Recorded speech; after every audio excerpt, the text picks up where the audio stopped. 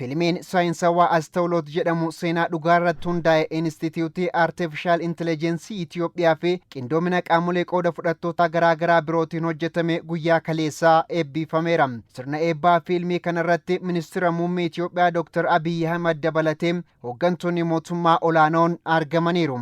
Daayiriktarri Inistituutii Artificial Intelligence Itoophiyaa Injiinar Warquu Gaachanaan sirna eebbaa fiilmii saayinsawaa Astawloot irratti ergaa dabarsaniin fiilmichi egeree fooyya'aa barachuuf, karoorsuuf, hubachuu fi dhimmoota adda addaa qulqullinaa fi si'aayinaan akkasumas karaa saayinsawaa ta'een raawwachuuf kan gargaaru ta'uu dubbataniiru.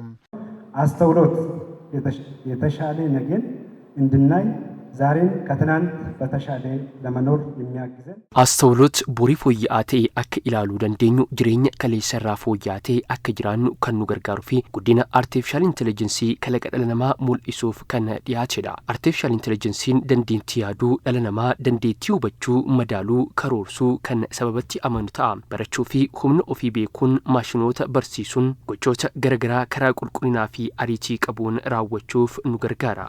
Inistituutichi dargaggoota karaa saayinsii teekinooloojiitiin abdii biyyaa ta'uu danda'an ga'oomsuuf sadarkaa barnoota garaagaraatti leenjisaa jiraachuus Injiinar Warquun sirna eebbichaa irratti eeraniiru. ተቋማችን ወጣቶችን ለማብቃት ከክረምት የወጣቶች ስልጠና እስከ 3ኛ ዲግሪ ደረጃ ድረስ በማሰልጠን dhaabbanni keenya dargaggoota gahoomsuuf leenjii barnoota gannaatiin haga sadarkaa digirii sadaffaatti leenjisuun beekumsaa fi dandeettii akka gonfatan taasifamaa jira. Keessumaa yeroo dhiyoo kana keessatti dameen kun kutaa addunyaa garagaraatti dorgomaa ta'aa dhufeera. Kanaaf biyyi keenya damee kanaan dorgomtuu akka taatu roga maraan artificial intelligence fayyadamuun bu'aa qabeessa ta'uuf hojjetamaa jira. Barattoonni sirna eebbaa fiilmii saayinsawaa Astawloot irratti qooda fudhatanis fiilmichi miira hin danda'amaa jedhu kan isaan keessatti uume ta'uu dubbatanii barattoota lafaa dhufaniifis gama barnoota saayinsii teekinooloojiitiin akka ciman kan isaan akeekuudha jedhaniiru.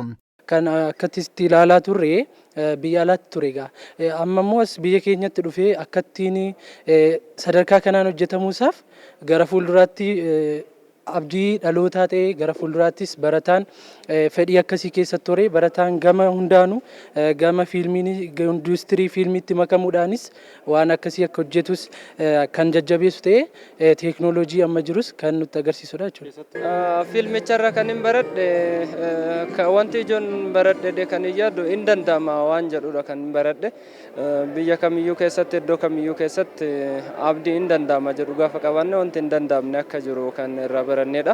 Abbootiin keenya kan nuti beeknu yookiin daandii nuti irra deemuu qabnu san irratti akka deemnu karaalee abbootiin keenya yoo kana argan karaa kana irratti akka nuti deemnu nu taasisan jedhee namana. Karaa biraatiin immoo kalaqa wal qabate namni kamiyyuu wanta nan godha jedhe yookiin fedha qabu san godhuun gaariidha jedhee tan amana. Qophiin fiilmii saayinsawaa Astawloot waggaa tokkoo fi walakkaa kan fudhatee fi guutummaatti seenaa dhugaa irratti kan hundaa'e akka ta'e eerameera.